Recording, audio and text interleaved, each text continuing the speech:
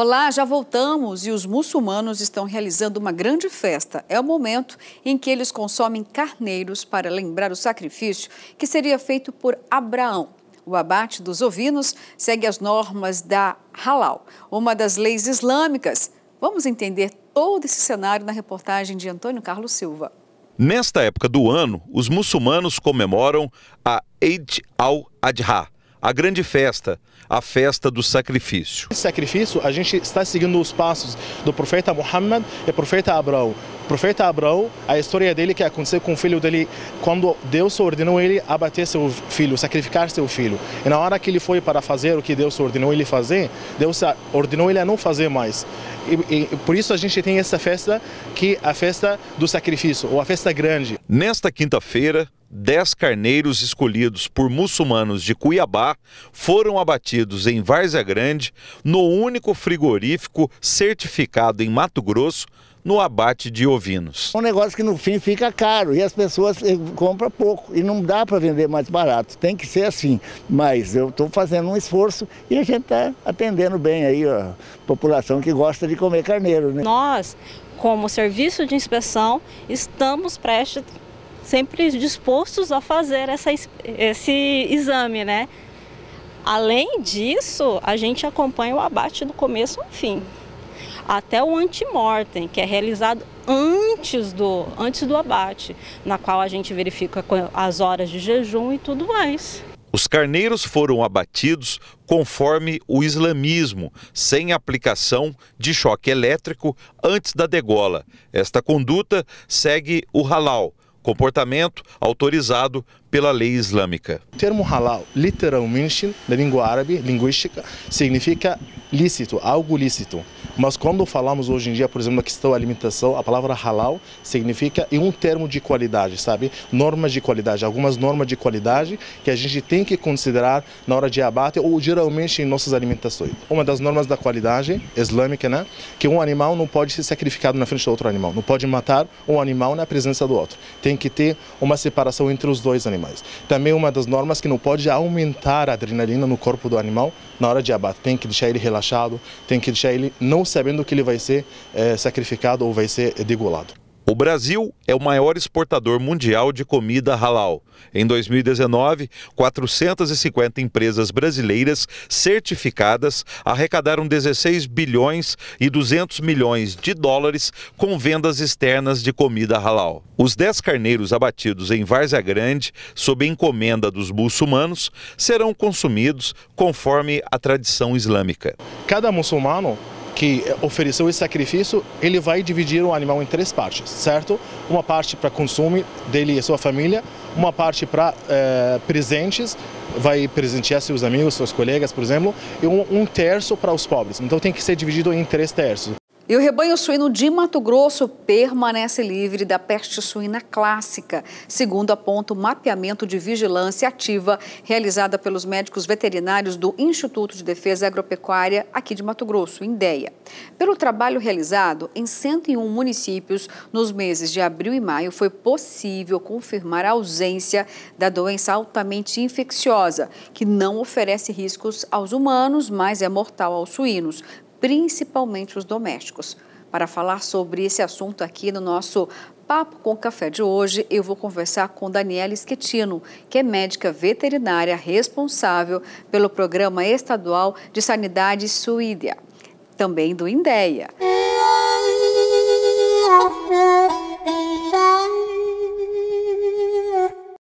Olá, bom dia. É um prazer recebê-la aqui no programa. Bom dia, muito obrigada. Olha, como eu já disse aqui, pelo menos foi um trabalho exaustivo, digamos assim, uma grande operação. Tem, então, toda essa equipe realmente preparada e em volume ideal para atender o estado de Mato Grosso, a ponto de trazer todos esses dados, esses elementos importantíssimos? Sim, de fato é um programa assim, quando a gente começa com essa atividade de vigilância sorológica, ela envolve muito esforço mesmo, né? Os colegas vão a campo, os médicos veterinários, juntamente com os agentes, fazem umas equipes, né? E a gente segue um protocolo, um cronograma que é feito pelo Ministério da Agricultura para os municípios que serão mostrados a cada ciclo. A gente está no 2º ciclo. Então, nós tivemos os médicos veterinários de cada município seu ou da sua UVL, que é a unidade veterinária local, que é responsável por outro município, que às vezes não tem médico veterinário lotado, para realizar essas ações de vigilância. Mas para esse ciclo agora, a gente teve um aporte de novos veterinários que foram chamados do último concurso, então nós tivemos um bom espalhamento, uma boa capilaridade pelo estado. E foi uma resposta com celeridade, era necessário que assim fosse, né? Então, nós fizemos, não era atropelado, a ação de vigilância ela foi programada para ocorrer entre abril e maio desse primeiro semestre, né? Que seria do segundo ciclo. Então, neste intervalo, os colegas tinham a tarefa para realizar. Então, assim, por que a gente também não queria tudo muito em cima? Todo mundo vai coletar hoje, porque a ideia é que a gente consiga fazer um espalhamento dessa vigilância. Por quê? Porque qual que é a intenção dela? É de detectar a doença. Então, assim, se eu concentro todas as ações num único mês, num único dia, se a doença entrar no dia seguinte ou daqui a uma semana, eu não consigo captar essa informação. Então, a ideia é que ela seja quanto mais espalhada possível. Então, a gente fez para até acomodar também para as outras atividades nossas do INDEA. Então, nós organizamos neste período, entre abril e maio.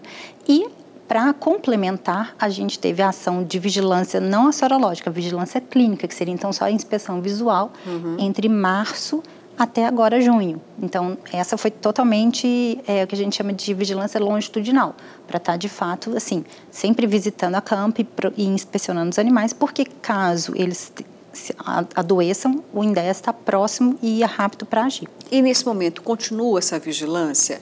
Sim, essa daí a gente fez porque como Mato Grosso faz parte dos estados que compõem a zona livre de peste suína clássica, então a gente tem algumas tarefas para demonstrar que nós não temos atividade viral. E uma delas é esse atendimento ao plano integrado de vigilância clínica e sorológica. Mas o INDEA também trabalha, além disso, ele complementa, ele não fica só com essa vigilância. Então, nós temos a nossa vigilância ativa, que é a nossa busca ativa, para estar vendo não só as doenças para os suínos, mas dos outros animais também. Então, assim, focando principalmente nas doenças de notificação obrigatória. Então, peste suína clássica, africana, febre aftosa, influenza aviária, todas as outras doenças que afetam as outras espécies também. E como que essa doença geralmente é introduzida, então, infelizmente? Por que acontece? Então, principalmente assim, o modo de introdução de doença da peste suína clássica, ela se dá principalmente de dois modos, que seria a movimentação do animal infectado, então trazendo o animal doente para cá, e através do consumo de um descarte irregular, por exemplo, de restos de alimento contaminados. Que, por exemplo, hoje a gente sabe que no Brasil a gente tem o Nordeste, ou a região norte do país, ela faz parte da zona não livre. A gente tem focos ativos de peste suína clássica no Nordeste, que reagudizou em 2018, até ano passado, em setembro do ano passado, ainda estava tendo notificação de foco no Piauí. Então, assim, o foco está ativo por lá, né? Então, por exemplo, uma pessoa foi lá, comprou, como você mesmo falou, é uma doença que não tem, ela não adoece o homem se ele comer, não é uma zoonose e tal. Então, o que acontece? Ele trouxe um salame contaminado ou um presunto contaminado. Por quê? Porque esse vírus ele é muito resistente. Então, os sais de cura, de defumação, esses processamentos, eles não inativam não são suficientes para desativar o vírus? Não. Então, assim, aí ele vem com esse produto que está contaminado. Aí ele pega, descarta, que dá resto de alimento para o suíno. Então, esse é o perigo maior que eu vejo hoje em termos de introdução. Porque daí não faz um tratamento térmico para poder inativar. Então, assim, a gente tem até uma portaria agora nova, que foi publicada deve ter um mês, já obrigando que os produtores de suínos, que seja para subsistência, se eles fornecem alimentos, né, restos de alimentos para suínos, eles têm que estar fazendo esse tratamento térmico, que é de, no mínimo, elevar essa temperatura desse resto, assim, a temperatura de fervura. Então, 100 graus com agitação constante por 1 hora. E quais são os principais sintomas, então, quando a peste suína está presente, esse daí, está assim, circulante? É interessante porque é uma doença que ela pode iniciar inespecífica, com sintomas inespecíficos, como febre, inapetência, para de comer, mortalidade. Então, assim, a mortalidade seria o principal sinal para despertar a atenção do produtor, desperta né? a atenção. Mas eu digo assim que antes da mortalidade, se você observar, por exemplo, os suínos amontoados, que é sinal de febre, é para chamar o INDEA mais rápido. Por quê? Porque dali a gente já pode nortear. Porque clinicamente, é até interessante, assim, a gente tem sintomas, por exemplo, de áreas de hemorragia na pele, né? Então, hemorragias cutâneas, a cianose, que é a área azulada de ponta de orelha, nos membros. Mas isso, às vezes, assim, se o animal tem uma pele escura, você não consegue notar. Mas ele vai notar que o animal está o quê? Com febre. Então, ele parou de comer. Então, alguma coisa está errada. Então, chama o INDEA, que o INDEA vai ver e vai fazer todo o atendimento. Então, assim, o mais rápido possível. E, por exemplo, a gente tem aí a peste suína africana, que agora já está no Haiti, né? Então, assim, já tem hoje em todos os continentes. Ela, clinicamente, também não se diferencia da peste suína clássica. Você só consegue o diagnóstico através do diagnóstico laboratorial. Então, assim, são vários fatores que, clinicamente, ele vai te dar um indício que, tipo assim, não, eu fundamentei a minha suspeita e agora eu vou ter o aparato laboratorial, vou mandar para o LFDA, que é o Laboratório Federal de Defesa Agropecuária do Ministério da Agricultura, para ele validar se é ou não. Então, é o mais rápido possível, a gente tem que estar agindo em casos suspeitos. Bom, e como que estão, né, os produtores em relação às granjas? Estão bem conscientes aqui em Mato Grosso? Eles fazem a comunicação ao INDEA, porque tem o INDEA praticamente em cada município. Exatamente. Né? Então, existe esse atendimento que você disse. E como está o papel do produtor? Ele está colaborando, está preocupado com o que está acontecendo, está cuidando da sanidade das granjas? Então, nós temos... A gente hoje pode falar assim, que a gente tem 2 tipos de produtores, né? O produtor de suíno comercial, que são das granjas tecnificadas, e eles têm biosseguridade, eles têm uma atenção, eles têm médicos veterinários responsáveis técnicos que olham muito próximos assim, e que são muito conscientes, e nós temos os produtores que produzem suínos para subsistência. E esse é o nosso foco maior de educação sanitária. Para quê? Para que ele esteja atento e, de fato, nos chame, porque, às vezes, a doença pode entrar onde não tem uma que a gente chama de biosseguridade, que seria um conjunto de medidas que evitem essa introdução de doenças, né? Como limpeza, higiene e tomar cuidado, assim, eu vou introduzir algum fômite, algum material para dentro da unidade, dentro daquela granja que os animais vão ter em contato, então eu vou desinfetar. Então, isso não acontece nas propriedades não tecnificadas. Então, assim, é um trabalho, assim, árduo. Os produtores, eles chamam o INDEA. Isso é muito bom, porque a gente tem, assim... esse canal aberto. Esse canal aberto, a gente tem uma boa comunicação. E essa capilaridade de estar presente em vários municípios, isso ajuda bastante, né? Mas, assim, tem que estar sempre atento. É o trabalho de sempre, não só ser o fiscalizador, né? O colega veterinário, quando está a campo, ele orienta também. E ele vê e está sempre trazendo o produtor para estar...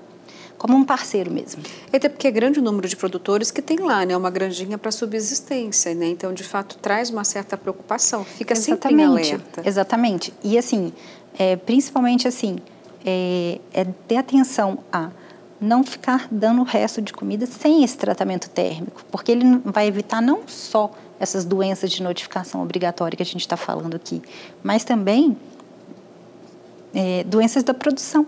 Que, por exemplo, assim, uma salmonelose, mas assim, são doenças que acabam debilitando o animal, ou ele vai demorar a engordar, ou ele vai morrer mesmo, e que assim, mesmo que seja por uma subsistência, ele investe um capital ali naquele animal. Mas a maioria custo. dá restos de alimentos, não a ração, mesmo os pequenos?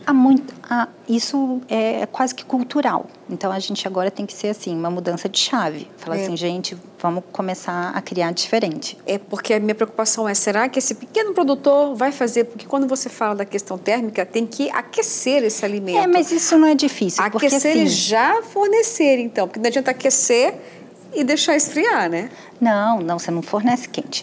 Você vai pegar, você vai ferver, como se você fizesse você vai ferver uma água. Então, você ferve. Daí, você não toma aquela água fervendo. Você espera, porque o que teria ali por exemplo, um suposto material infectante, um vírus ali, você inativa, porque ele é um complexo, assim, o binômio tem que ter os dois, tempo e temperatura. Não adianta você só ferver e desligar. Tem que ferver e cozinhar.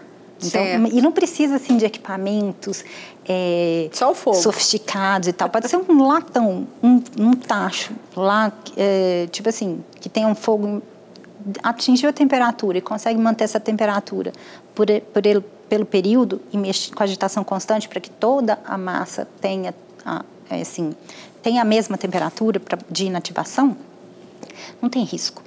O problema é pegar esse resto de alimento que pode vir com vírus, algum e não produto carne, suíno infectado e não ser inativado. Bom, então a gente nesse momento pode ter a tranquilidade que a suinocultura em Mato Grosso está bem, de saúde, está com sanidade. Sim, está tudo rodando certinho, 100%. Tá ótimo, querida. Muito obrigada pela sua participação aqui no Agro. Eu que agradeço. Obrigada. Bom, e agora a gente vai para aquela receita tentadora, Sabores do Cerrado aí para você.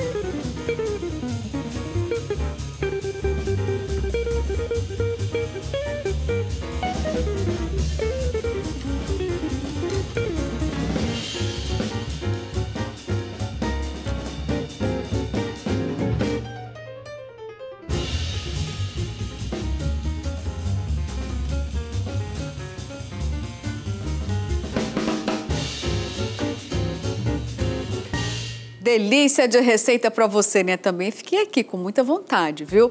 Mas agora a gente vai para a resposta do quadro Mito ou Verdade. Você lembra ainda qual era a pergunta? Vamos lá então, hein? Suco de laranja com beterraba cura anemia? É mito, gente. A beterraba contém uma pequena quantidade de ferro que não é bem absorvida pelo organismo, mesmo na presença do suco de laranja, que é rico em vitamina C, que melhora a absorção do ferro. Então já fica atento, né? Se tiver com anemia, precisa buscar atendimento médico, fazer um tratamento direitinho, melhorar a alimentação como um todo. Não basta então suco de laranja com beterraba. E assim termina nosso Agro Pantanal deste domingo. Muito obrigada, viu, pela sua companhia. Fique com Deus e até domingo que vem.